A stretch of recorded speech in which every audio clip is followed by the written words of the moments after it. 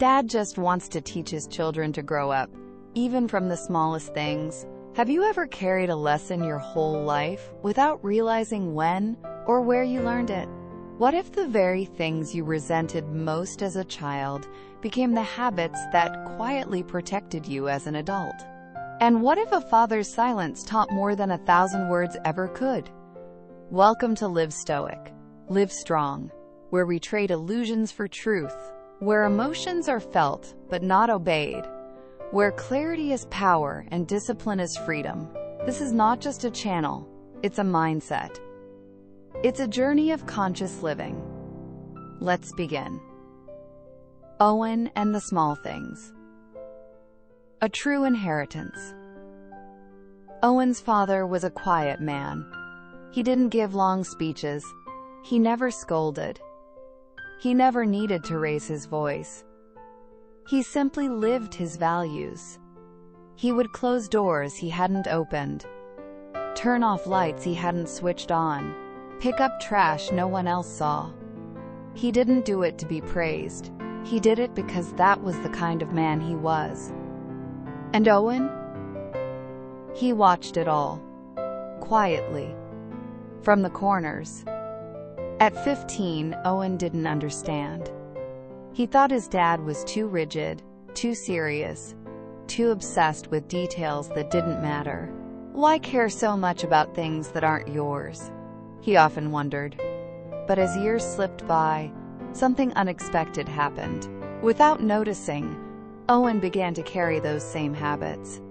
He closed doors behind careless people. He turned off lights in empty rooms. He straightened chairs that no one asked him to. Not because he was told, not because someone would thank him, but because something inside him said, it's the right thing to do. At 40, Owen ran a modest little cafe. He wasn't famous, just steady, reliable. One afternoon, one of his young employees left the front door wide open. Cold air rushed in. Customers frowned. Owen said nothing. No lecture, no blame. He simply walked over and closed the door. Later that same day, a woman walked in. Professional, calm, observant. You don't know me, she said gently, but I saw you from across the street. I run a leadership and training firm. We've been searching for someone who notices the little things. She paused. The way you carry yourself, it tells me everything I need to know. Would you consider joining us? That night, Owen returned to his small apartment. He sat quietly on the edge of his bed. His eyes landed on the light switch. Off. Then the door closed. He smiled. A soft, knowing smile. His father hadn't needed many words. His actions had spoken for a lifetime. It's the smallest habits, done without praise, without noise, that shape who we become. Your children might forget what you say, but they will remember what you live. From the bottom of my heart, I want to express my sincere gratitude to each and every one of you, no matter where you are in the world, for taking the time to watch this video. Your presence and support are the driving force that keeps me creating and sharing. No words can truly capture the depth of my appreciation. Thank you for being here. Thank you for believing.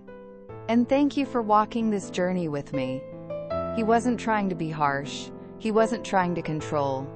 He simply wanted to teach his children how to grow up, starting from the little things, the invisible things. It was late. The sun had set.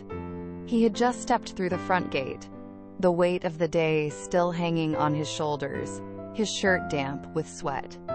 Before he could even put down his bag, he heard it. A sharp, angry voice cutting through the house like a blade. I hate you, Mom. All you ever do is boss me around. Just leave me alone. His heart dropped. He rushed inside. In the living room, his wife sat quietly, her face buried in her hands, her shoulders trembling. She didn't speak. didn't explain. Tears slipped through her fingers in silence. He knelt beside her, gently tilted her chin up, and said softly, "Don't worry, honey. I'll handle this." Then, without raising his voice or hardening his face, he walked toward the bedroom. There stood his son, face flushed red, eyes blazing, chest rising and falling, as if he'd just run a marathon fueled by rage. "What's going on?" the father asked calmly. The boy didn't hesitate. "Mom keeps ordering me around. She tells me to close the door, even when I wasn't the one who opened it.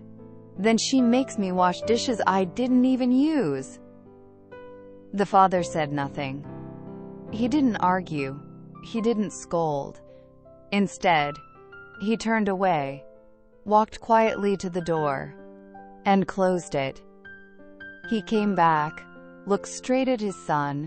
His voice was low but firm. "Go wash the dishes." But no excuses. Do it. The boy's face tensed, his fists clenched, his pride bruised. But he went. He washed the dishes, his movements sharp, angry, resentful. As soon as he was done, the father pointed to the bathroom. "The light is on. Go turn it off." The boy muttered under his breath, grumbled with frustration, but did as he was told. That night, he didn't say a word. He lay in bed, confused, angry. He didn't understand. He didn't want to understand. At 15, he made up his mind. He packed his bag and moved out to live with a friend. Before he left, he swore to himself, "I'll never go back to that house again." And he never did. But one thing stayed with him. Not a memory, not a scar, a habit, a quiet, unconscious instinct. He would always close doors, even if he didn't open them, always turn off lights he didn't switch on, always clean up, even if it wasn't his mess. Years rolled by. Now he was 58, still living with that same friend. But things had changed.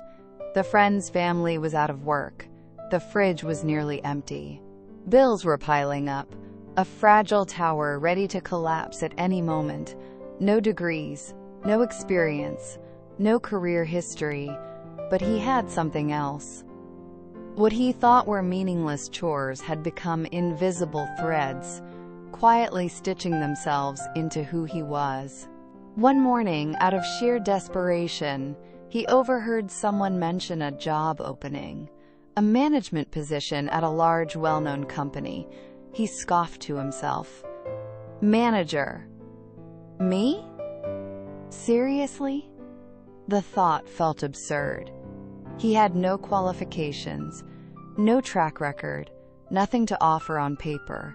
But something inside him, maybe pride, maybe a sliver of hope, nudged him forward. So he went. When he arrived, the company gate stood wide open. Just as he approached, he noticed a few pigs wandering dangerously close to escaping through it. Without a second thought, he rushed forward and closed the gate. Inside, the hallway was a mess. Papers littered the floor like fallen leaves in a storm. He bent down, gathered them with care, and dropped them into the trash can. As he passed the restroom, the light was still on. He reached in, flipped the switch, and closed the door behind him. Only then did he finally step into the interview room. "Hello?" he greeted, his voice slightly nervous. The woman behind the desk looked up, smiled warmly, and said something that stopped him cold. "You're hired." He blinked, confused. "But you haven't even looked at my resume yet." She nodded gently. "There are a lot of people out there with better credentials than you." Then she added, "But we've been watching." Her tone was calm, almost tender. "There are surveillance cameras all around the company. From the gate to this very room, we saw everything. You weren't told to do any of it, but you still protected our animals, saved energy, kept the space clean. That kind of awareness and responsibility, you don't learn that in school." She paused, then said, "You learn that at home." In that moment, something cracked open inside him.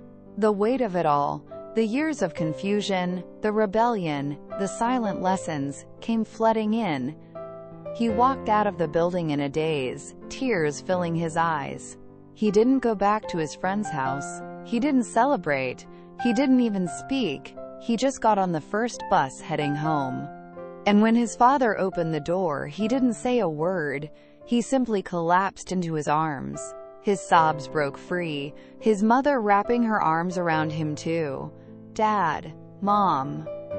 Thank you. Thank you, Grandma." His father held him tight, voice low and steady. She just wanted to teach her children how to grow, starting from the smallest things. And in that instant, he finally understood. He realized that the one who closes doors he didn't open will one day find doors opening for him.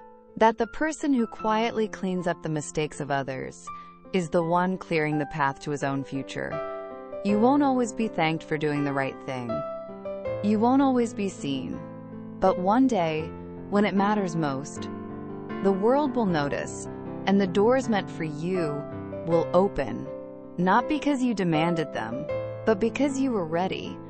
Character is not built in public. It's forged in silence. In the moments no one sees, but you still choose to care. Thank you for your time. If an idea in this video touched you, let it settle in your heart. Each time you return, you might hear something new. Perhaps it will reach even deeper. Feel free to share your thoughts in the comments. I'd love to hear your story.